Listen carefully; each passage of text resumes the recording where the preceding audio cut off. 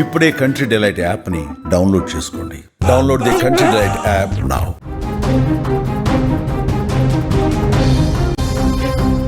మరికొన్ని గంటల్లో big fight మొదలు కాబోతుంది.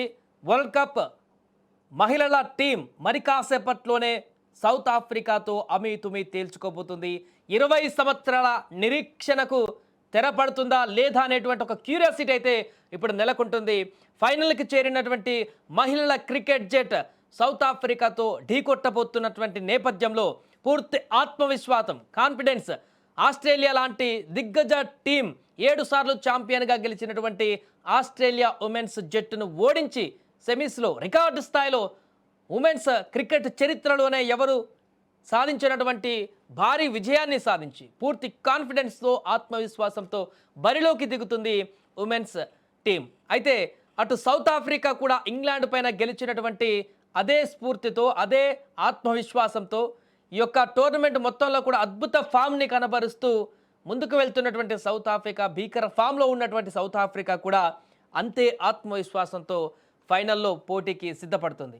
ఇక్కడ టీమిండియాకు అడ్వాంటేజ్ సొంత పిచ్, సొంత దేశంలో జరుగుతుంది టోర్నమెంట్. ప్రేక్షకుల యొక్క, క్రికెట్ అభిమానుల యొక్క ఆదరణ కూడా ఇక్కడ అడ్వాంటేజ్గా చెప్పొచ్చు. ఇక సౌత్ ఆఫ్రికా టీంకి వచ్చేసరికి పూర్తిగా వారి ఆటగాళ్లకు ఉన్నటువంటి ఫామ్ అత్యంత కీలకంగా కాబోతుంది. పూర్తి స్థాయిలో ఈ యొక్క 2 జట్లకు ఉన్నటువంటి బలాబలాలేంటి, ఏ జట్టుకు ఎలాంటి బలాలు ఉన్నాయి, దానికి సంబంధించిన పూర్తి వివరాలు కూడా ఒకసారి మనం చూసేటువంటి ప్రయత్నం చేద్దాం. ఎందుకంటే సౌత్ ఆఫ్రికా బలం వారి యొక్క 2 ప్రధాన ఆటగాళ్లపైనే ఆధారపడి ఉంటుంది. దాంట్లో ప్రధానమైనటువంటి ప్లేయర్ లారా ఓల్వార్డ్స్, మరిజానే కాప్, వీళ్ళిద్దరు.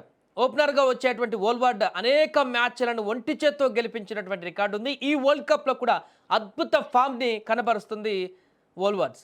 ఇక ఈ యొక్క ఫామ్ని బ్రేక్ చేయాల్సిన అవసరం ఉంది మనం కప్ గెలవాలంటే. ఈ టోర్నీలో పరుగుల వరద పారిస్తుంది ఓల్వార్డ్. ఆమె గ్రీజులో నిలబడితే సౌత్ ఆఫ్రికాను ఆపడం చాలా కష్టం. ఆమెను భారత బౌలర్లు ఆపాలి. అలాగే మరిజానే కాప్ను కూడా అడ్డుకోవాలి. కాప్ బంతి, బ్యాట్ రెండింటితోనూ ప్రమాదకారిగా మారుతుంది. స్మృతి మందాన పైన ఆమె బౌలింగ్ ప్రభావం చూపేటువంటి అవకాశం ఉంది. అదే సమయంలో చివర్లో ఆమె బ్యాటింగ్కు దిగకుండా టీమిండియా మిడిల్ ఆర్డర్ను త్వరగా పెవిలియన్ చేర్చాలి. సౌత్ ఆఫ్రికా మిడిల్ ఆర్డర్ పెద్దగా అనుభవం లేనిది. అందుకే వారి టాప్ 3ని త్వరగా అవుట్ చేస్తే మిగిలిన వారిపైన ఒత్తిడి పెంచడం ఈజీ అవుతుంది. అండ్ ఇక ఫినిషింగ్లో మిడిల్ ఆర్డర్ తర్వాత ఫినిషింగ్లో వస్తుంది డెక్లర్క్. ఇప్పుడు ఈ మధ్యలోనే ఈ యొక్క టోర్నీలో అద్భుతమైనటువంటి హిట్టింగ్ చేస్తూ సౌత్ ఆఫ్రికాకి వెన్నుముకగా నిలుస్తుంది డెక్లార్క్. తను కూడా అద్భుతమైనటువంటి బ్యాటింగ్ తోటి మొన్న మనం లీగ్లో కూడా సౌత్ ఆఫ్రికా పైన ఓడిపోవడానికి ప్రధానమైనటువంటి కారకురాలు డెక్లార్క్. తనను కూడా కట్టడి చేయాల్సిన పరిస్థితి ఉంది.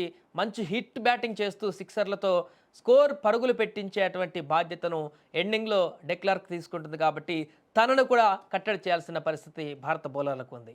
ఇక ఇండియా బ్యాటింగ్ విషయానికి వస్తే ఆస్ట్రేలియా పైన స్మృతి మందాన, షఫాలి వర్మ మంచి ఆరంభం ఇవ్వలేకపోయారు. కానీ ఫైనల్లో ఈ భారీ స్కోరింగ్ పిచ్ పైన పవర్ ప్లేలో వికెట్ కోల్పోకుండా 50 నుంచి 60 పరుగులు ఈజీగా సాధించగలిగితే అప్పుడే మిడిల్ ఆర్డర్ పైన ఒత్తిడి తగ్గి ఫ్రీగా ఆడేటువంటి అవకాశం ఉంటుంది.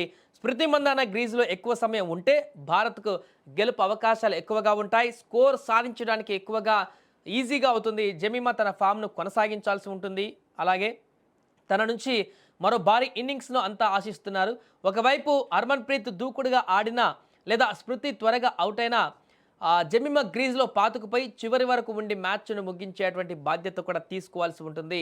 ఈ రకమైనటువంటి పరిస్థితులు చేస్తే టీంకి మరింత బెనిఫిట్స్ ఉండేటువంటి అవకాశం ఉంది. ఇక హర్మన్ప్రీత్ తన అనుభవాన్ని జోడించి బ్యాట్ జులిపిస్తే భారత్కు తిరుగుండదు. కెప్టెన్ హర్మన్ప్రీత్ కౌర్ క్రీజులోకి వచ్చిన తర్వాత తన సహజమైనటువంటి దూకుడును అదుపులో పెట్టుకోవాలి. తొందరపడకుండా జమీమా రోడ్రిగస్తో కలిసి 25 ఓవర్ల వరకు కూడా క్రీజులో ఉండి ఆ తర్వాత స్కోర్ వేగాన్ని పెంచగలిగితే భారత్కు కలిసి వస్తుంది ఒకవేళ మొదట బ్యాటింగ్ చేసినట్లయితే. ఇక బౌలింగ్లో రేణుకా సింగ్ ఠాకూర్ కొత్త బంతితో వికెట్లు తీయాలి. పిచ్ నుంచి పెద్దగా సహాయం లేకపోయినా పవర్ ప్లేలోనే ప్రత్యర్థులపైన ఒత్తిడి పెంచాలి. కేవలం డాట్ బాల్స్ వేయడం కాదు, పవర్ ప్లేలో కనీసం 2 వికెట్లు తీయగలిగితే గేమ్ మన వైపు తిరుగుతుంది. తన స్వింగ్తో మొదటి 6 ఓవర్లలోనే ఓల్వార్డ్స్ వికెట్ తీయాలి. ఇక 0లోనో లేదంటే సింగిల్ డిజిట్స్లోనో ఆమెను అవుట్ చేయగలిగితే సౌత్ ఆఫ్రికా పైన మొదటి విజయం సాధించినట్లు అవుతుంది ఈ మ్యాచ్లో. ఇక ముఖ్యంగా ఫైనల్స్లో ఒత్తిడిలో జరిగేటువంటి చిన్న పొరపాట్లు భారీ మూల్యాన్ని చెల్లించుకోవాల్సి వస్తుంది. ఎక్స్ట్రాలు కంట్రోల్ చేయాలి. సెమీఫైనల్లో భారీ చేంజింగ్కు కారణమైనటువంటి వైడ్స్, నో బాల్స్ ఈరోజు ఖచ్చితంగా తగ్గించాలి. ముఖ్యంగా ఫీల్డింగ్ మొదటి నుంచి టీమిండియాకి ఏదైనా డిసడ్వాంటేజ్ ఉంది అంటే మహిళల జట్టులో ఫీల్డింగ్ మాత్రమే. చాలా క్యాచ్లు డ్రాప్ చేస్తున్నారు, సింగిల్స్ డబుల్స్గా మార్చేస్తున్నారు. ఫైనల్లో కనుక గెలవాలి అంటే ఖచ్చితంగా ఇలాంటి మిస్టేక్స్ అసలు చేయకూడదు. టీమిండియా ఫీల్డింగ్లో మెరుపులు మెరిపిస్తే అదే సౌత్ ఆఫ్రికా పైన అదనపు ఒత్తిడికి కారణమవుతుంది. తద్వారా పూర్తిగా మ్యాచ్నంతా కూడా తమ వైపు తిప్పుకోవడానికి కారణమవుతుంది. అప్పుడు 20 సంవత్సరాల నుంచి నిరీక్షిస్తున్నటువంటి ఈ యొక్క కప్ 2005లో ఫైనల్కి వెళ్ళాం మితాలి రాజులో, అప్పుడు చేజారింది చిన్న ఒక అడుగు దూరంలో. 2017లో కూడా చేజారింది. ఇప్పుడు మాత్రం ఎట్టి పరిస్థితుల్లో చేజారకుండా ఖచ్చితంగా మహిళల జట్టు వరల్డ్ కప్ని సాధించాలి, ఛాంపియన్గా మారాలి అనేటువంటి ఒక దృఢ సంకల్పంతో ఉంది. కాబట్టి ఇలాంటి చిన్న చిన్న తప్పిదాలు కనుక పూర్తిగా చేయకుండా ఉండగలిగితే ఖచ్చితంగా ఈరోజు టీమిండియా మహిళల జట్టు కప్ లిఫ్ట్ చేయడంలో ఎలాంటి సందేహం లేదంటూ కూడా చెప్పుకుంటున్నారు.